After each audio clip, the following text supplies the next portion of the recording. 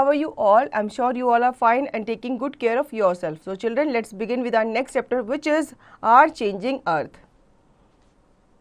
Points to study: volcanoes, case study, earthquake of Bhuj 2001, major landforms.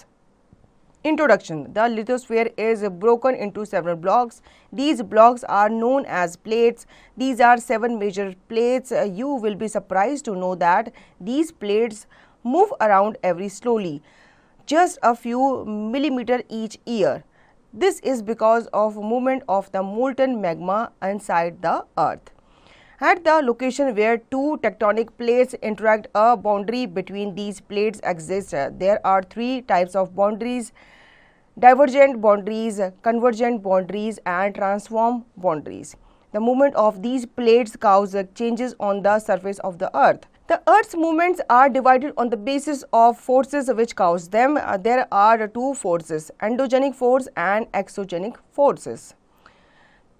The forces coming from within the earth and causing horizontal and vertical movements are known as endogenic forces. It is these movements which lead to land upliftment and subsidence, folding and faulting, earthquakes and volcanoes, etc. Exogenic, also known as exogenetic, refers to the external process and phenomena that occurs on or above the earth's surface. Wind, the tidal force of the moon, and radiation from the sun are all exogenic. Weathering effects and erosion are also exogenic processes. तो बच्चों, introduction जान लेते हैं. Lithosphere जो होता है ये several blocks में ब्रोकन होता है. ये जो ब्लॉक्स होते हैं इन्हें हम प्लेट्स कहते हैं. और आपने देखा होगा जो अर्थक्वेक वगैरह आते हैं वो इन्हीं प्लेट्स के घूमने से, मूव करने से आते हैं. हमारी जो अर्थ है इसके अंदर छोटी छोटी प्लेट्स पाई जाती है जिन्हें टेक्टोनिक प्लेट्स कहते हैं, और ये आपस में टकराती हैं, मूव करती हैं, खिसकती हैं, जिनके बीच का जो सब्सटेंस होता है वो क्या होता है, वो भी साथ साथ मूव करता है. इसके अंदर जो लावा वगैरह होता है, जो मैग्मा होता है, वो भी मेल्ट होता रहता है धीरे धीरे, जिसकी वजह से प्लेट्स वगैरह भी आपस में मूव करती हैं. अब यहाँ पे आपकी डिफरेंट बाउंड्रीज पाई जाती हैं, जैसे कि डाइवर्जेंट बाउंड्रीज होती है, कन्वर्जेंट बाउंड्रीज होती हैं एंड ट्रांसफॉर्म बाउंड्रीज होती हैं. जो मूवमेंट होता है इन प्लेट्स का वो चेंज करता है अर्थ के सरफेस को, और जो अर्थ के मूवमेंट है वो डिवाइड होता है on the basis of force जो कि इसे अकर करता है. और ये आपके 2 फोर्सेस होते हैं, एक होता है आपका एंडोजेनिक फोर्स एंड दूसरा होता है आपका एक्सोजेनिक फोर्स. जो force with in the earth आता है और वो हॉरिजॉन्टल एंड वर्टिकल मूवमेंट को काउज करता है, उन्हें एंडोजेनिक फोर्स कहते हैं. एक्सोजेनिक जो आपके फोर्स होते हैं वो रेफर करते हैं एक्सटर्नल प्रोसेस एंड फिनोमेना का, जो कि आपके सरफेस के ऊपर होते हैं, अकर करते हैं, जैसे कि विंड हो गया, टाइडल फोर्स हो गया, मून और जो दूसरे रेडिएशन हो गया, ये सब एक्सोजेनिक फोर्स के अंदर ही आते हैं. Volcanoes. A volcano is a vent or an opening in the earth's crust through which molten rocks, material, rock ferment, ash, steam and other hot gases are emitted slowly or forcefully in the course of an eruption. These materials are thrown out from the hot interior of the earth to its surface. The top of a volcano cone has a circular depression with high walls. This depression is called crater. Often when there is no volcanic activity for a very long time, the lava solidified in the vent, formating a volcanic plug. Volcanoes are generally classified according to their activity. An active volcano is one of which has erupted recently and may erupt again. There are some like Mount Etna in Sicily which erupt quite often. A dormant volcano is one which is known to have erupted a long time ago and has every possibility of eruption again. Mount Fuji is a dormant or sleeping volcano. Extinct volcanoes are the one which have not erupted for thousands of years. There is no evidence of volcanic activity in recent times. Mount Kilimanjaro in Tanzania is one such extinct volcano. तो बच्चों volcanoes के बारे में जान लेते हैं. Volcanoes क्यों आते हैं? क्योंकि वोल्केनो जो होते हैं आपके लावा वगैरह, जितने भी आपके धरती के अंदर जो भी गर्म गैसेस होती हैं या गर्म सब्सटेंस होता है, जब वो ज़्यादा गर्म हो जाता है तो वो उसे बाहर की तरफ धकेलता है और ये कोन के थ्रू बाहर आते हैं. कोन एक सर्कुलर एक कोन होता है आपका, जैसे आपने देखा होगा माउंटेन्स जो बने होते हैं उनके एक ओपन होता है, एक होल होता है जिसके थ्रू ये क्या आते हैं, बाहर आते हैं। जो टॉप ऑफ वॉल्केनो कोन होता है वो सर्कुलर डिप्रेशन कहलाता है विद हाई वॉल्स। ये जो डिप्रेशन होता है इसे क्रेटर कहते हैं, जिसके थ्रू जो वॉल्केनो होता है, जो लावा होता है, वो धरती के बाहर आता है। जो वॉल्केनोज होते हैं इन्हें जनरली उनकी एक्टिविटी के हिसाब से कैरेक्टराइज किया जाता है। कुछ वॉल्केनो जो होते हैं वो एक्टिव होते हैं, ठीक है, वो बार बार अकर होते रहते हैं और वो धरती से बाहर निकलते रहते हैं। जैसे कि आपका माउंट एटेना जो सिसिली है वो एक्टिव वॉल्केनो का एक करेक्ट एग्जाम्पल माना जाता है। डोरमेंट वॉल्केनो जो होते हैं वो ऐसे वॉल्केनो होते हैं जो लॉन्ग टाइम के बाद अकर होते हैं। जैसे कि आपका माउंट फिजी जो है एक डोरमेंट और स्लीपिंग वोल्केनो माना जाता है। ये बहुत टाइम के बाद, वैसे ये सोए रहते हैं लेकिन बहुत टाइम के बाद ये अकर करते हैं। एक्सटिंक्ट वोल्केनोज होते हैं जो बहुत सालों तक एक्सटिंक्ट हुए रहते हैं और बहुत ही रेयर नजर आते हैं। मतलब ये स्लीपिंग जो आपका वोल्केनो होता है उस कैटेगरी में ये नहीं आते, ये बिल्कुल एक्सटिंक्ट हो चुके होते हैं, बहुत रेयरली ये अकर करते हैं। Earthquake. When the lithosphere plates move, the surface of the earth vibrates. The vibration can travel all around the earth. These vibrations are called earthquake. The earthquake is a form of energy of wave motion transmitted through the surface layer of the earth. All the earthquakes are not of same intensity. Some of them are very severe, others are very mild, and still others are not even noticed. Though our earth experiences many earthquakes every day. However, the frequency of earthquake varies from place to place. The instrument used for recording the earthquake is known as seismograph. Seismo is a Greek word which means an earthquake. The point within the Earth's crust where an earthquake originates is called the focus. It is also referred to as seismic focus. It generally lies within the depth of 60 kilometers in the Earth's crust. The point vertically above the focus on the Earth's surface is known as epicenter. The impact of the earthquake is carried from the point of its origin by earthquake waves. These earthquake waves originating from the focus travel in all the directions, but their intensity is the highest at the epicenter. That is why the maximum destruction occurs at the around the epicenter. The intensity of vibration decreases as one moves away from the epicenter in all the directions. तो वो जो earthquake के बारे में जान लेते हैं। हमारे जो लिथोस्फीयर है उसमें काफ़ी सारी प्लेट्स, मतलब जो अर्थ है वो काफ़ी सारी प्लेट्स है उसमें हमें देखने को मिलती है। ये सरफेस हमारा बनाती है और ये धीरे धीरे क्या होती रहती है, कभी कभी वाइब्रेट होती रहती है। ये जो वाइब्रेशन होता है ये ट्रेवल करता है ऑल अराउंड द अर्थ। ये जो वाइब्रेशंस होती हैं इन्हें ही अर्थक्वेक कहा जाता है। जो अर्थक्वेक होता है ये एक फॉर्म ऑफ एनर्जी होता है जो कि वेव के रूप में हमारे अर्थ के अंदर ये आता है। जितने भी आपके अर्थक्वेक होते हैं ये डिस्ट्रक्टिव नहीं होते, कुछ माइल्ड होते हैं और कुछ ज़्यादा सीवर होते हैं और कुछ का हमें पता भी नहीं चलता। हालांकि ऐसा कहा जाता है कि डेली जो होता है वो अर्थक्वेक होता है, क्योंकि डेली जो टेक्टोनिक प्लेट्स होती हैं वो धीरे धीरे खिसकती रहती है, मूव करती रहती है, आपस में टकराती रहती हैं, तो उनके मूवमेंट कभी कभी बहुत स्लो होती है, बहुत धीरे होती है, तो वो हमें ऑब्जर्व हम उसे नहीं कर पाते। और अर्थक्वेक को नापने का जो मेजरमेंट होता है, इंस्ट्रूमेंट होता है, वो सिस्मोग्राफ कहलाता है। जो पॉइंट जहाँ पर भी अर्थक्वेक अकर करता है, ओरिजिनेट करता है, उसे हम फोकस कहते हैं और ये रेफर करता है एज सिस्मिक फोकस। ये जनरली लाई करता है in the depth of 60 kilometre in the earth crust. और जो पॉइंट होता है vertically above the focus on the earth surface उसे हम एपीसेंटर कहते हैं। जो इम्पैक्ट होता है अर्थक्वेक का वो कैरी होता है इसी पॉइंट से, फिर ये धीरे धीरे जो वेव्स होती हैं वो आगे की तरफ मूव ऑन करती जाती हैं। Activity: Take a can, fill it with water and close it with a lid. Put the water to boil. Now put a spoon on the top of the lid. What do you notice? As the water boiled, the lid began to shake. The spoon which you have put on the lid also vibrated. The spoon vibrates to make a sound. In the same manner, the earth vibrates when an earthquake occurs. अब earthquake को आपको अच्छे से समझना है तो यहाँ पे आपको एक एक्टिविटी दी गई है। आपको एक जार लेना है, उसको आपको हीट करना है, गर्म करना है, गैस पर रखना है, ठीक है। आप जब हीट चलाओगे थोड़ी देर बाद आप देखोगे वाटर में क्या आ रहा है, उबाल आ रहा है, वो बॉयल हो रहा है। उसके ऊपर आपको क्या रख देना है, एक स्पून रख देना है।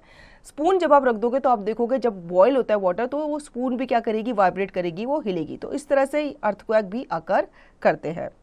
Case study: Earthquake of Bhuj 2001. Early in the morning of January 26, 2001, an earthquake of magnitude 6.7 struck the northern Indian state of Gujarat. The region was thrown into turmoil as buildings and infrastructure crumbled.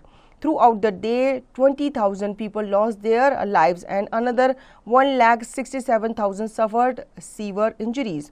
1 million homes damaged or destroyed in the worst disaster in the state's history. As estimated, 1.7 million people became instantly homeless. In this case, trouble came in threes. The region was covering from a terrible cyclone that struck just 2 years earlier in 1998. The 1999 and 2000 season brought a severe drought that further affected this highly agricultural area. The state had been one of the fastest growing in India, with a huge amount of industrialization and trade occurring in the ports along the Arabian Seas. But the government was still in the midst of a fiscal crisis. Recent reform had raised the salaries of public employees, which depicted in 1999 and 2000 that amounted to 5% of the state's gross domestic product each year. The epicenter of the earthquake occurred in the district of Kutch, which bore a disproportionate brunt of the destruction. Over 70% of the buildings in the district were completely destroyed and many villages were leveled to the ground. Most of the death resulting from the earthquake also occurred there. तो बच्चों यहाँ पे case study हमें बताई गई है भुज के earthquake के बारे में, जो कि 2001 में आया था। ठीक है, ये 26 जनवरी को आया था और जो अर्थक्वेक था उसका जो मैग्नीट्यूड था वो 6.7 का था। मतलब ये बहुत ज़्यादा पावरफुल अर्थक्वेक था, जिसकी वजह से काफ़ी जान माल की हानि हुई थी। बहुत सारे लोगों का घर वगैरह टूट गया था, बहुत सारे लोगों ने अपनी जान भी गंवाई थी और काफ़ी सारे लोग, मतलब ये कहा जाता है 1 लाख से भी ऊपर लोग जो हुए थे इसमें इंजर्ड हुए थे। अब उनके लिए वहाँ पे एपिसेंटर्स वगैरह बनाए गए थे, वहाँ पे उनके लिए राहत सेंटर बनाए गए थे जिन पे उनको रखा गया था, उनको फूड वगैरह प्रोवाइड किया गया था। तो सरकार की जो इकोनॉमिक जो स्टेबिलिटी थी वो थोड़ी टाइम के लिए हिल गई थी और ऐसा कहा जाता था कि वो जो एरिया था वो ऑलरेडी पहले से ड्रॉट से, अकाल से, सूखे से ग्रस्त था। मतलब 2 साल से वहाँ पे क्या पड़ रहा था, अकाल वगैरह पड़ रहा था। तो वहाँ की जो गवर्नमेंट थी वो काफ़ी जो फाइनेंशियल जो कंडीशन थी वहाँ की वो काफ़ी ज़्यादा वीक हो चुकी थी और उनको राहत के लिए दूसरे स्टेट्स भी आगे आए थे। Major landforms. The landscape is being continuously worn by 2 processes, weathering or erosion. Weathering is the breaking of the rocks on the Earth's surface. Erosion is the weathering away of the landscape by different agents like water, wind and ice. The eroded material is carried away or transported by water, wind, etc. and eventually deposited. This process of erosion and disposition creates a different landform on the surface of the earth. Major landforms के बारे में जान लेते हैं। Landscape जो होता है वो कॉन्टिन्यूसली वॉर्न होता है बाय 2 प्रोसेसेस, एक होता है वेदरिंग एंड दूसरा होता है इरोजन। वेदरिंग जो होती है वो आपके रॉक्स को क्या करती है, ब्रेक करती है इनटू अर्थ सरफेस, और इरोजन जो होता है ये आपके जो टॉप मोस्ट लेयर होती है उसको बहा करके ले जाता है। अब चाहे बाढ़ वगैरह आती है, चाहे फ्लड वगैरह आता है, चाहे आपके विंड वगैरह आती है, इससे जो इरोजन होता है, जो सॉइल होती है वो एक जगह से दूसरी जगह चली जाती है। जो इरोडेड मटेरियल कैरिड अवे होता है और ट्रांसपोर्टेड होता है वाटर के थ्रू, विंड के थ्रू, ये इवेंचुअली एक जगह पे क्या हो जाता है, डिपॉजिट हो जाता है। ये जो प्रोसेस होता है इरोजन एंड डिस्पोजिशन सीजन का, ये क्रिएट करता है different land forms on the earth. Work of a river.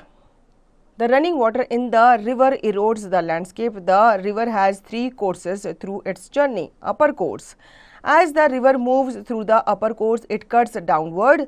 The gradient here is steep and the river channel is narrow. Vertical erosion in this highland part of the river helps to create steep-sided V-shaped valleys, interlocking spurs, rapids, waterfalls and gorges. Interlocking spurs as the river erodes the landscape in the upper course. It winds and bends to avoid area of hard rock. This creates interlocking spurs which look a bit like the interlocking parts of a zip. Rapids and waterfalls. When a river runs over alternating layers of hard and soft rock, rapids and waterfall may form. तो बच्चों work of river के बारे में जान लेते हैं। ठीक है, इसका अपर कोर्स जो होता है ये आपका ऊपर का जो सतह होती है वो माना जाता है, और ये कट होता है डाउनवर्ड्स में। जो ग्रेडियंट्स होते हैं यहाँ पे वो स्टीप होते हैं, और जो रिवर होती है उसके चैनल जो होते हैं वो काफ़ी नैरो होते हैं। तो ये एक तरह का वी शेप आपको एक शेप वैली तरह का बना करके देते हैं। इसके बाद आता है इंटरलॉक स्पर्स। जब रिवर आपकी इरोड होती है लैंडस्केप में और ये अपर कोर्स में होती है, तो जो विंड होती है वो बेंड करती है उस एरिया को हार्ड रॉक में, और ये जो है क्रिएट करता है इंटरलॉकिंग स्पर्स को, जो कि एक बिट की तरह दिखता है interlocking part of a zip. जैसे जिप वगैरह होती है, जिप को आपने देखा होगा, ऊपर से ये ओपन होती है, नीचे ये क्या होती है, नैरो होती हुई नज़र आती है। इसके बाद आता है रैपिड्स एंड वाटरफॉल। जब भी आपकी रिवर्स रन करती है over alternating layers of hard and soft rock, तो रैपिड वाटरफॉल जो होता है वो वहाँ पर बन जाता है, जैसे इस तरह का यहाँ पे आपको दिखाया गया है। तो ये झरने वगैरह कहलाते हैं। Middle course. In the middle course, the river has more energy and a high volume of water. The gradient here is gentle and lateral erosion has widened the river channel. The river channel has also deepened. A larger river channel means there is less friction, so the water flows faster.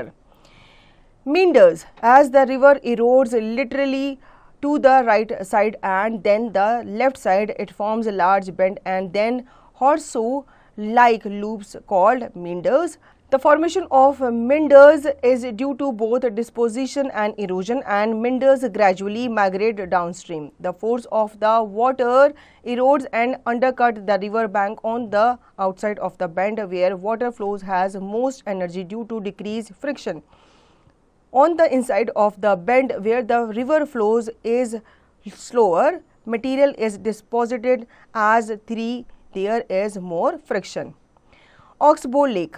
Over time, the horseshoe becomes tighter until the ends become very closer together. As the river breaks through, example during a flood when the river has a higher discharge and more energy, and the ends join, the loop is cut off from the main channel. The cut off loop is called an oxbow lake. Middle course के बारे में जान लेते हैं। Middle course में जो reverse होती हैं उनमें ज़्यादा एनर्जी होती है और ये हाई वॉल्यूम ऑफ वाटर कहलाती है। यहाँ पे जो ग्रेडियंट होता है ये जेंटल कहलाता है, और लेटरल इरोजन जो होता है ये यहाँ पे रिवर चैनल में वाइडन हो जाता है, बहुत चौड़ा हो जाता है। जो रिवर्स होती है रिवर चैनल वो इसमें बहुत ही ज़्यादा डीप होती है, और जो लार्जर रिवर चैनल होते हैं इनमें लेस फ्रिक्शन जो होता है वो देखने को मिलता है। इसमें सबसे पहले आते हैं मेंडर्स। जब रिवर इरोड करती है लेटरली तो इसमें जो राइट साइड एंड जो लेफ्ट साइड होते हैं वो आपके लार्ज बेंड बन जाते हैं और ये हॉर्स शू की तरह दिखते हैं, जिन्हें हम मेंडर्स कहते हैं। ये जो फॉर्मेशन होता है मेंडर्स का ये दोनों तरीके से हो सकता है, आपका डिस्पोजन एंड इरोजन के थ्रू।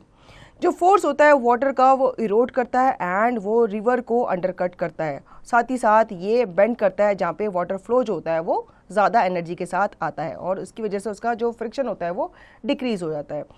इनसाइड ये जो बेंड होते हैं जहाँ पे आपका रिवर फ्लो स्लोअर होता है, तो जो मटेरियल होता है वो वहाँ पे क्या हो जाता है, डिपॉजिट हो जाता है, और यहाँ पे मोर फ्रिक्शन जो है वो हमें देखने को मिलता है। तो बच्चों अब आ जाते हैं हॉक्सबो लेग्स की तरफ।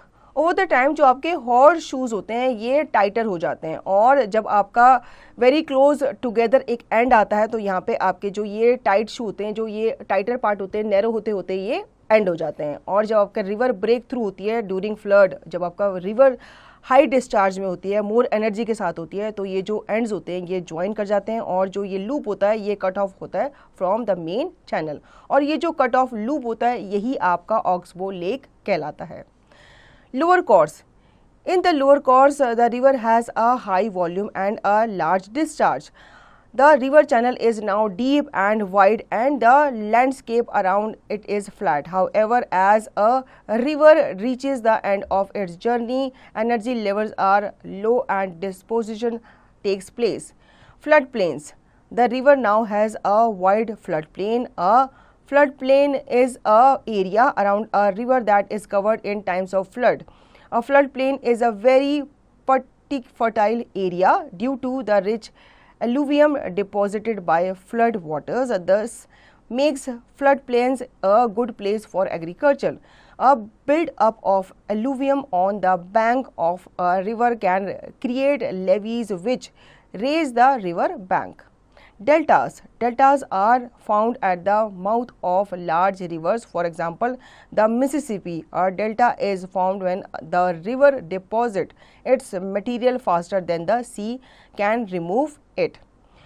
लोअर कोर्स के बारे में जान लेते हैं। लोअर कोर्स में जो आपकी रिवर होती है वो काफ़ी हाई वॉल्यूम के साथ होती है और इसका डिस्चार्ज भी काफ़ी ज़्यादा होती है। जो रिवर चैनल होते हैं ये आपके डीप होते हैं इस जगह पे और काफ़ी वाइड होते हैं, और जो लैंडस्केप एरिया होता है वो फ्लैट कहलाता है।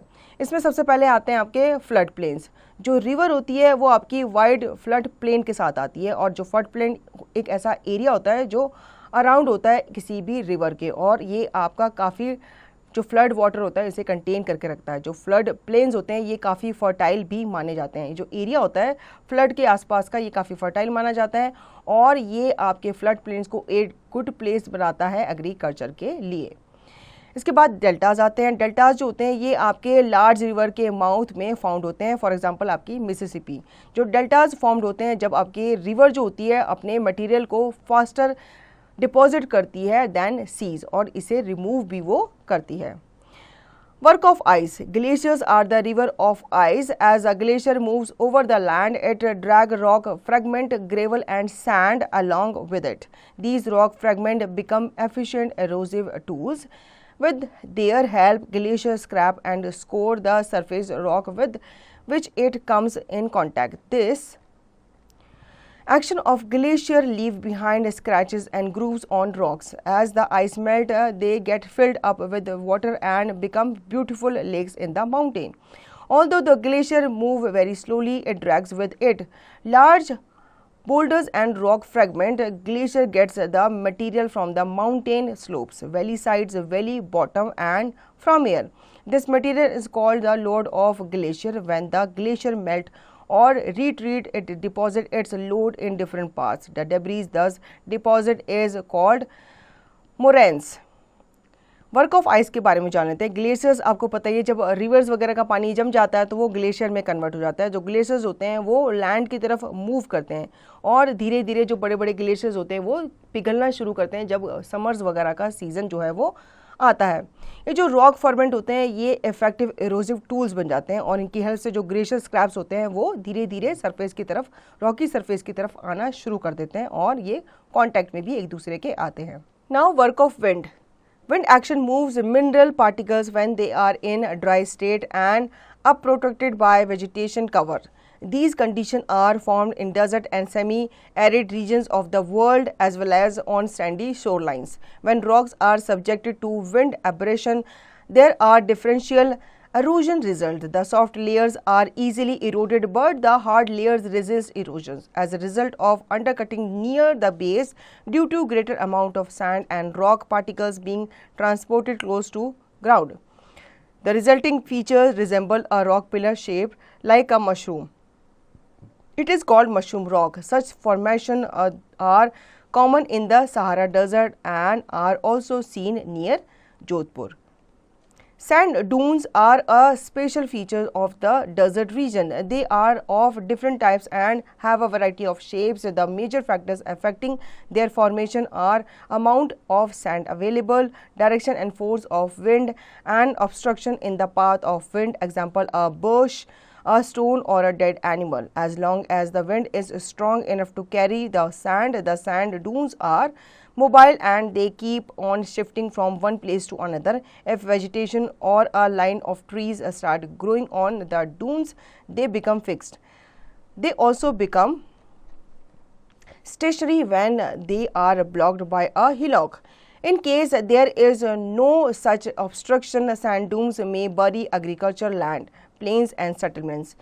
In several large areas of the world, the surface is covered by deposits of wind-transported silt that has settled out from dust storm over many thousands of years. This material is known as loess. The thickest deposits of loess are in northern China, where a layer over 30 meters deep is common and maximum thickness of 100 meters has been measured.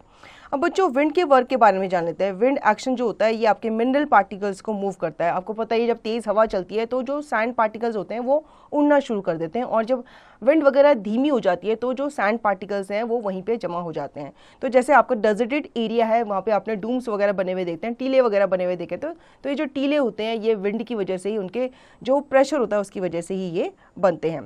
तो deserted area पर जहाँ पे wind का pressure ज़्यादा होता है तो उसकी वजह से जो सैंड होती है ये एक जगह से दूसरी जगह हवा के थ्रू उड़ाई जाती है, और कभी कभी जैसे ऑब्स्ट्रक्शन आता है इन हवा के बीच में तो जो विंड है, जो सॉइल है वो वहीं पे रुक जाती है। जैसे कि पेड़ वगैरह हो गए या किसी डेड एनिमल की बॉडी होगी, इसकी वजह से जो ऑब्स्ट्रक्शन आता है उसकी वजह से वो विंड जो है, जो सॉइल है वो वहीं पे जमा हो जाती है।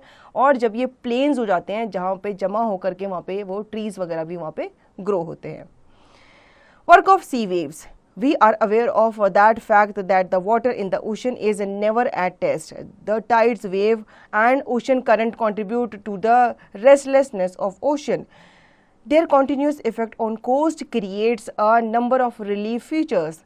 Sea cliff. The maximum impact of sea waves is observed on the lower part of the coastal rocks, and consequently, the lower part of the rock is eroded more rapidly than the upper part. This results in the formation of a hollow under the rock, and with the passage of time, this excavation in the lower part of the rock keep on becoming larger. The upper part of the rock is thus left projecting out towards the sea. After some time, this projecting part falls into the sea under its own weight. As a result, a vertical wall is left. This vertical wall is called a cliff. In India, a number of sea cliffs are found under the Konkan coast of India. Second, sea caves. When the upper part of the coastal rock is hard and the lower part is soft, the erosion is not uniform. The lower part of the rock in such circumstances is eroded much faster than the upper part. Due to differential erosion, a hollow is created in the lower part of the rock. In this process, the hollow in the lower part of the rock keep on enlarging. With passage of time, they attain the form of caves and are known as sea caves. Third, sea arches. When a part of coast extends to some distance into the sea, sea waves working from opposite direction cut a passage through the soft rock in the initial stage. This passage is a narrow hole, but it enlarges into a broad arc. These broad door-like features are called sea arches or natural bridges. Fourth, sea stakes. When the roof of an arch is broken by erosion or under its own weight or due to any other reason, a part of original rock remains standing as a solitary mass. It may be the rock forming the side of the arch. This type of feature is called a sea stack. Fifth, beaches. Most of the material eroded and picked up by the waves is deposited near the coast. Due to this disposition, the sea becomes shallow and a part of the coastal area is raised above the water level. This raised portion is almost like a flat plane of a platform formed gravel and sand. This type of dispositional features along the coast is called a beach. Marina Beach of Chennai and Columban Beach of Thiruvananthapuram are the famous beaches of India. अब बच्चों अब जान लेते हैं सी के बारे में कि वर्क सी का क्या वर्क है। वी आर अवेयर ऑफ कि हमें पता ही कि वाटर जो है वो ओशन में मिलता है, ओशन में सबसे ज़्यादा पानी मिलता है, और ओशन में टाइड्स, वेव्स, ओशन करंट जो है वो हमें देखने को मिलता है, और ये कंट्रीब्यूट करते हैं to restless of the ocean, और ये कंटिन्यू इफेक्ट जो है वो डालते रहते हैं ओशन की एक्टिविटीज़ में। ठीक है, इसमें सबसे पहला आता है सी क्लिफ। मैक्सिमम इम्पैक्ट जो होता है सी वेव का वो ऑब्जर्व किया जाता है lower parts of the coastal rock पे। ये सब्सिक्वेंटली होता रहता है, और जो लोअर पार्ट होता है रॉक का वो धीरे धीरे क्या होता है, इरोड होना शुरू होता है अपर पार्ट्स में। इसकी वजह से जो सी क्लिफ है वो बनना शुरू हो जाते हैं और वो बड़े होते चले जाते हैं। जो अपर पार्ट होता है आपके रॉक का वो प्रोजेक्ट आउट होता है टुवर्ड्स द सी, और कुछ टाइम के बाद ये जो प्रोजेक्टिंग पार्ट होता है ये धीरे धीरे सी के अंदर ही फॉल होना शुरू हो जाता है। इसके रिजल्ट में जो आपके वर्टिकल वॉल्स होती हैं वो बनना शुरू हो जाती है, जिन्हें हम क्लिफ कहते हैं। इसके बाद सी केव्स आते हैं, जब आपका upper part of the coastal rock जो होता है वो हार्ड हो जाता है, ठीक है, और जो उसका लोअर पार्ट होता है वो सॉफ्ट भी रहता है, तो जो इरोजन होता है वो एक यूनिफॉर्मिटी नहीं दिखाता। जो लोअर पार्ट होता है रॉक का वो कुछ सर्कमस्टांसेस में इरोडेड होता है और कुछ पार्ट्स में जैसे कि आपके अपर पार्ट्स होते हैं वहाँ पे ये ज़्यादा आपको देखने को मिलता है। इसकी वजह से कुछ फॉर्म ऑफ केव्स जो होती है वो बन जाती है जिन्हें हम सी केव्स कहते हैं। इसके बाद सी आर्चेज आते हैं। जब कुछ पार्ट कोस्टल का एक्सटेंड हो जाता है to some distance into the sea, तो जो सी वेव्स होती हैं वो वर्क करती हैं फ्रॉम अपोजिट डायरेक्शन और वो एक पैसेज को क्या करती हैं, कट करती हुई चली जाती हैं थ्रू द सॉफ्ट रॉक। इसमें जो इनिशियल स्टेज होती है इसमें आपका जो पैसेज होता है ये पहले तो नैरो होल होता है, उसके बाद ये धीरे धीरे ब्रॉड होता चला जाता है। ठीक है, यही ब्रॉड जो डोर लाइक फीचर्स होते हैं इन्हें सी आर्चेज और नेचुरल ब्रिजेस भी कहा जाता है। इसके बाद सी स्टैक्स आते हैं, जब आपके रूफ ऑफ आर्क जो होते हैं वो ब्रोक किए जाते हैं, तोड़ दिए जाते हैं इरोजन या फिर किसी वेट के थ्रू, प्रेशर के थ्रू। तो यहाँ पे जो आपके ओरिजिनल रॉक होती है वो रिमेन रहती है, एज इट इज़ रहती है, लेकिन वो सॉलिटरी फॉर्म में, सॉलिटरी मास में क्या हो जाती है, डिवाइड हो जाती है और इसमें जो रॉक होती है वो आपके आर्च की फॉर्म में कन्वर्ट हो जाती है। इन्हीं को हम सी स्टैक्स कहते हैं। नेक्स्ट आता है आपका beaches. Most of the material जो होता है ये आपका पानी के द्वारा बहाया जाता है। ठीक है, जैसे सैंड हो गई या आपका दूसरे पार्ट्स हो गए, वो सैंड के थ्रू क्या होते हैं, सी के थ्रू बहा के, वेव्स के थ्रू बहा के आपके कोस्टल एरियाज़ में आ जाते हैं। और ये जो कोस्टल एरिया होता है ये इस वजह से ऊंचा हो जाता है और प्लेन भी कहा जाता है। तो ये जो प्लेन एरिया होता है यही बीच कहलाता है और मरीना बीच जो है चेन्नई का, ये इसका फेमस एग्जाम्पल माना जाता है। Keywords: Cliff, a steep face of rock and soil; cave, a large hole in the ground or in the side of a hill or mountain; dune, a hill or a ridge made of sand. Dunes are shaped by the wind and change all the time. Delta, a low watery land formed at the mouth of a river. Glacier, a long lasting slowly moving river of ice on land. Lake, a large body of water surrounded by land on all sides. Really huge lakes are often called seas. River, a large flowing body of water that usually empties into a sea or ocean. Volcano, a mountainous vent in the earth's crust. Waterfall, when a river falls off sleepy, there is a waterfall. Let's recapitulate. The Earth's interior is divided into three concentric layers: crust, mantle, and core. A volcano is an opening in the Earth's crust through which molten rock material are thrown out slowly or forcibly depending upon the force of eruption. The cause of volcanic eruption is the excessive pressure exerted by the magma and hot gases on the Earth's crust.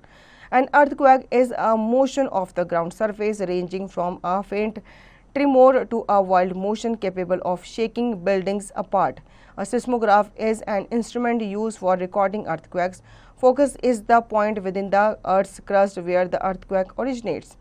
The epicenter is the point on the Earth's surface vertically above the focus. Most of the material eroded and picked up by the waves is deposited near the coast.